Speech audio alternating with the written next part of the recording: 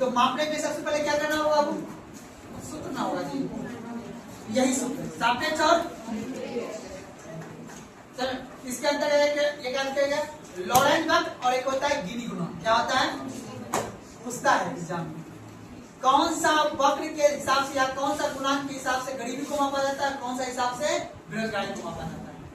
तो आप देखिए एकदम मोटा मोटी आप लोग इस बात को इतना समझ लीजिएगा, जो अपने देश में गरीबी क्यों बताएंगे, बस यहीं से समझिएगा।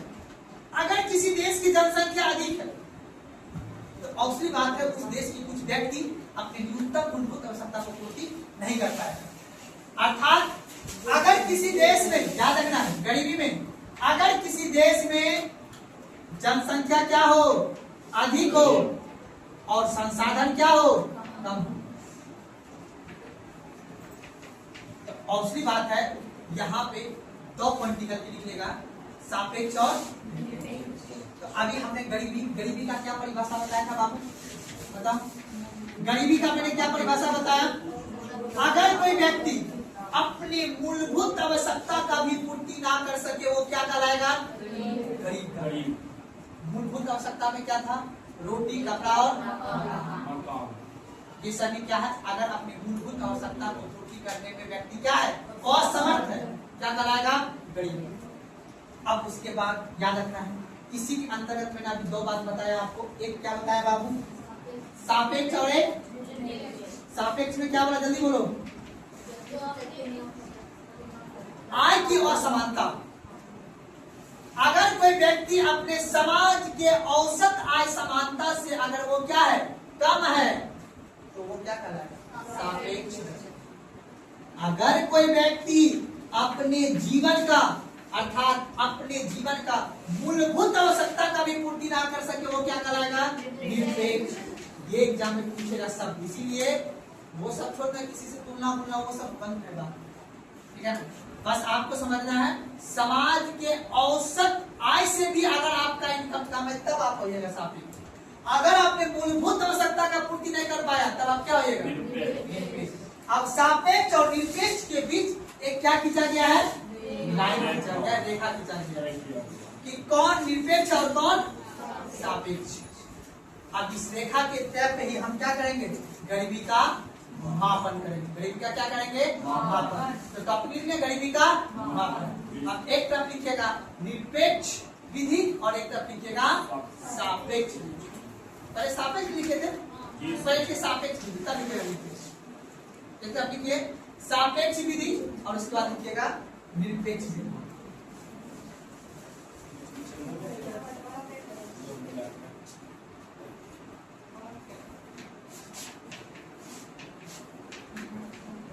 गरीबी का मापन सापेक्ष विधि से भी माप लेंगे हम लोग, और किस विधि से बाबू? निरपेक्ष विधि से। इसी तरह लिखना है जिस तरह आप लिख रहे हैं।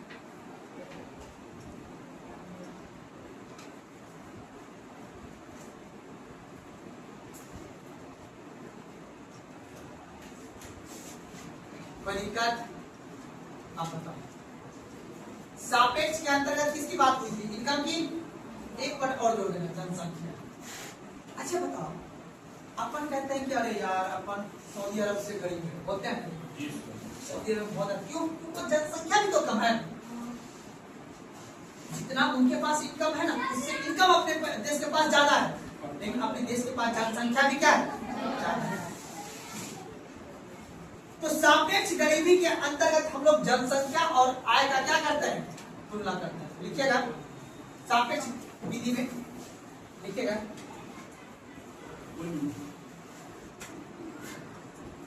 यह आय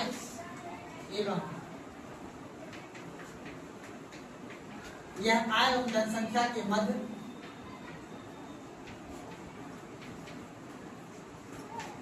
तुलना को बताता है।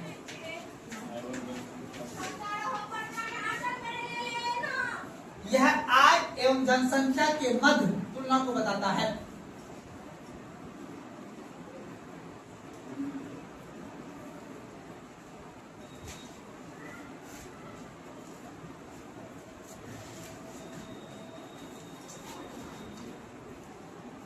कोई दिक्कत?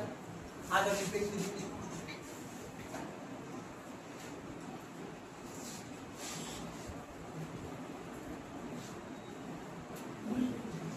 इसमें यह तय किया जाता है कि इसमें यह तय किया जाता है कि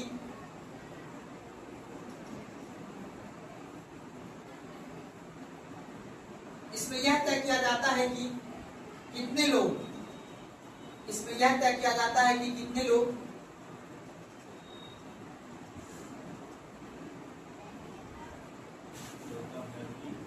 इस मानक रेखा से, इसमें यह तय किया जाता है कि कितने लोग इस मानक रेखा से नीचे है।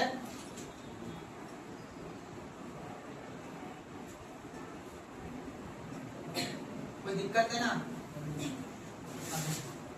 अच्छा हमको एक बात बताओ,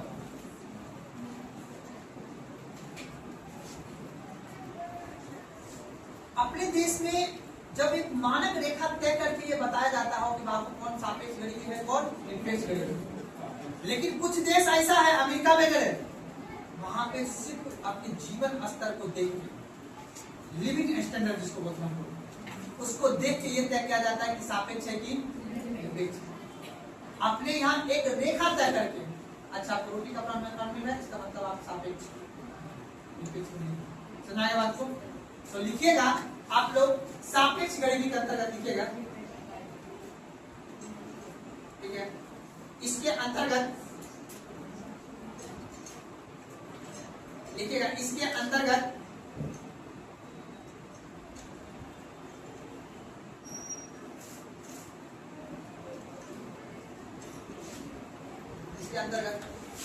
उच्च स्तर के लोगों द्वारा, इसके अंतर्गत उच्च स्तर के लोगों के द्वारा,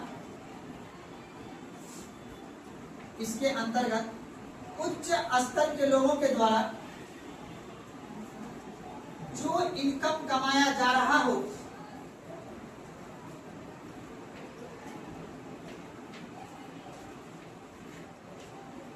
जो इनकम कमाया जा रहा हो,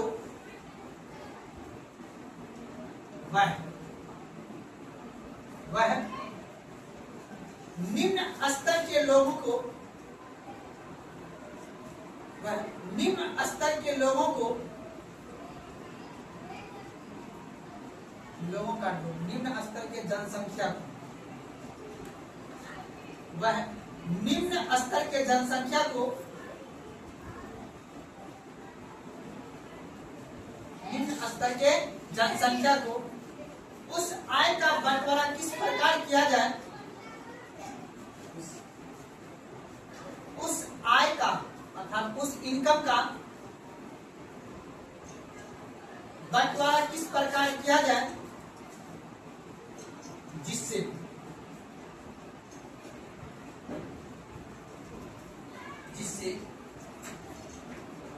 आय असमानता दूर हो सके, जिससे आय असमानता दूर हो सके।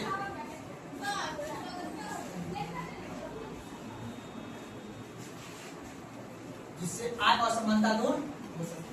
अब हमको ये बताइए, सापेक्ष विधि में हम ये दर्शाते हैं कि आय और जनसंख्या के मध्य तुलना को ये क्या करता है, बताता है। कौन सा विधि? अब इसमें से अगर कोई उच्च स्तर के लोग जो ज्यादा इनकम कमाता हो, क्या हो बाबू? जैसे अपने देश में कौन ऐसा व्यक्ति, शाहरुख खान, सलमान खान, विराट कोहली, ये सब है ना, अपने बिहार में कैसा इलाज है ना, ये सब कौन से लोग हैं? उच्च स्तर के लोग हैं जो ज्यादा इनकम कमाते हो, और इसी से सरकार इसके इनकम से क्या लेगा? टैक्स। और फिर इस टैक्स के माध्यम से जो अपने देश में निम्न स्तर की जनसंख्या है, जो गरीब आदमी जो दिया पे आता है, गाँव में रहता है, उसके लिए सरकार क्या आवश्यकता पूरा कराएगा? मूलभूत आवश्यकता पूरा। नहीं तो सरकार सबको लोन देगा, नहीं देगा। तो हम सापेक्ष विधि पढ़ रहे हैं, तो याद रखना उच्च स्तर के लोग जो अपनी आय को निम्न स्तर के जनसंख्या में अपनी आय का क्या करता है? बंटवारा करता है, ताकि क्या हो सके? आय असमानता दूर हो सके। हम कैसा लाल से टैक्स लेंगे, कौन सी से टैक्स लेंगे? हम आप लोग को सरकार दे देगी और सरकार अपना आप लोग अपना निवेश करके अपना कोई रोजगार खोलिएगा, जिससे कि जो आय का असमानता है वो चल रहा है, इतना का आय का असमानता है ना, वो क्या उसके धीरे धीरे कम, और जैसे आय का असमानता होगा तो अपने देश की राष्ट्रीय आय क्या करेगी, बात समझ में आ रहा है ना।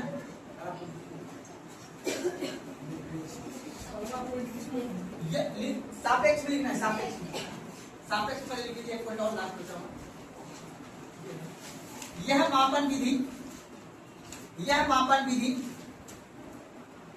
मापन विधि विकसित देश, यह मापन विधि विकसित देश में किया जाता है।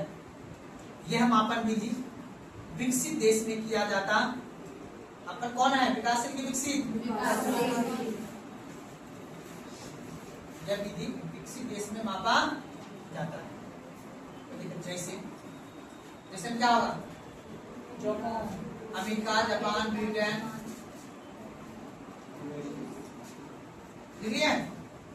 जैसे अमेरिका, ब्रिटेन, जापान,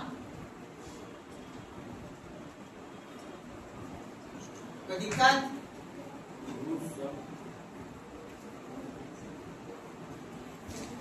आ जाओ निरपेक्ष।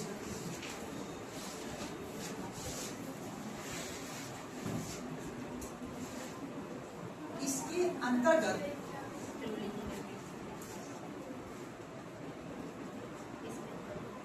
अंतर्गत मापदंड का न्यूनतम रेखा, इसके अंतर्गत मापदंड का न्यूनतम रेखा, इसके अंतर्गत मापदंड का न्यूनतम रेखा तय करने के लिए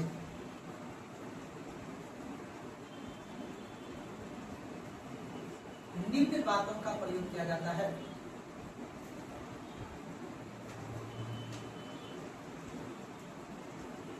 निम्न बातों का तय किया जाता है।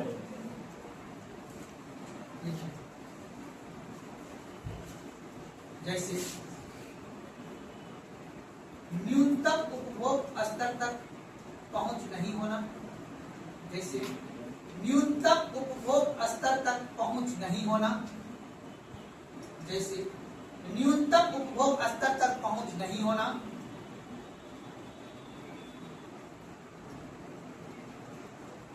दूसरा कैलोरी के आधार पर, कैलोरी के आधार पर,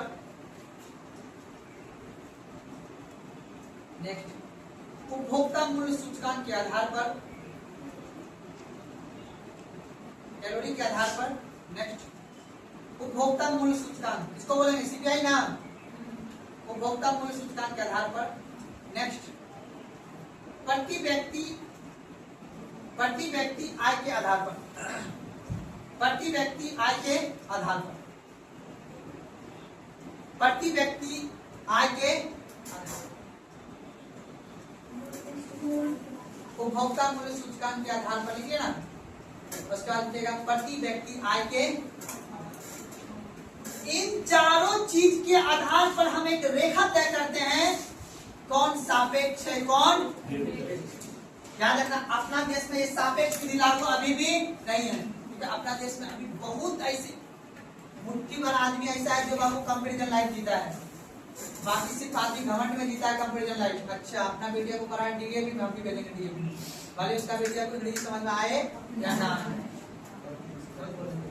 पता ना। याद रखना है कि अपने देश में निरपेक्ष गरीबी है, लिखिएगा यह विधि विकासशील देश में उपयोग किया जाता है, यह विधि विकासशील देश में उपयोग किया जाता है।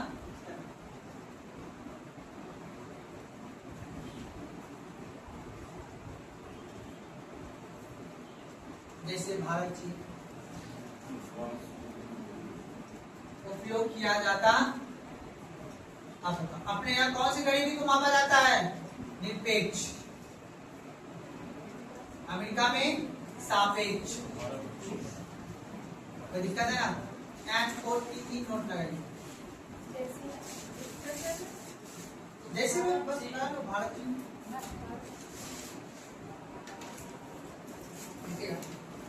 सापेक्ष गरीबी को मापने के लिए नोट लगा लीजिएगा। सापेक्ष गरीबी को मापने के लिए दो विधियां हैं। सापेक्ष गरीबी को मापने के लिए दो विधियां हैं।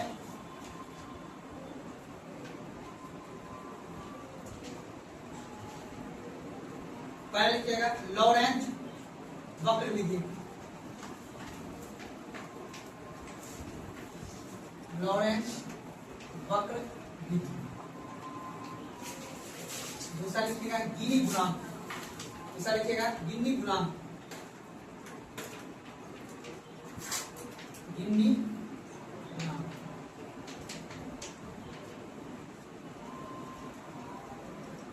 गिनी गुणांक विधि, लॉरेंज वक्र विधि और दूसरा लिखिएगा गिनी गुणांक। टॉपिक लगा छोड़ दीजिए लॉरेंज वक्र विधि। गिनी गुणांक विधि, लॉरेंज वक्र विधि, ये सापेक्ष गरीबी को मापने के लिए दो क्या है विधि, और नॉर्मल गरीबी को मापने के लिए दो विधि, सापेक्ष विधि और काफी लगा थे, कल पढ़ेंगे लॉरेंज वक्र विधि। बन कीजिए